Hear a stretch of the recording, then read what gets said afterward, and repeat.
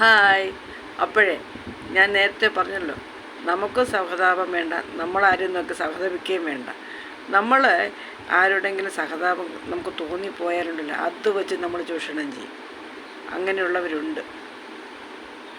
അങ്ങനെയുള്ളവർ നമ്മുടെ കൂട്ടത്തിൽ കൂടെ ഉണ്ട്. ആ സഹതാപം വെച്ചിട്ടാണ് അവർ നമ്മളിൽ നിന്നും ഓരോ ആനുകൂല്യങ്ങളും പറ്റുന്നത്. മനസ്സിലായില്ലേ? ആ സഹതാപം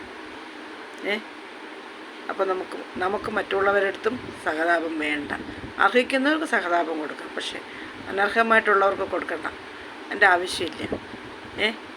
എൻ്റെ അനുഭവം എന്നെ പഠിപ്പിച്ച പാഠമാണ് കേട്ടോ. എനിക്കങ്ങനെ ഒരു വീക്ക്നെസ് ഉണ്ടായിരുന്നു, സഹതാപം തോന്നിയിട്ട്. എൻ്റെ ജീവിതത്തിൽ എനിക്ക് സഹതാപം തോന്നിയിട്ട് എനിക്ക് അങ്ങനെ ഒരു ഇതുണ്ടായിരുന്നു. പക്ഷേ എൻ്റെ അനുഭവം എന്നെ കരയിപ്പിച്ചിട്ടേ ഉള്ളൂ. ആ സഹതാപം എന്നെ ഒരുപാട് മനസ്സിൻ്റെ മുറിവേൽപ്പിച്ചു. ഒരു തരത്തിൽ അതിൽ നിന്ന് കരകയറി വരുന്നതേ ഉള്ളൂ. അപ്പോൾ നമ്മൾ മാത്രമല്ലേ ഉള്ളൂ.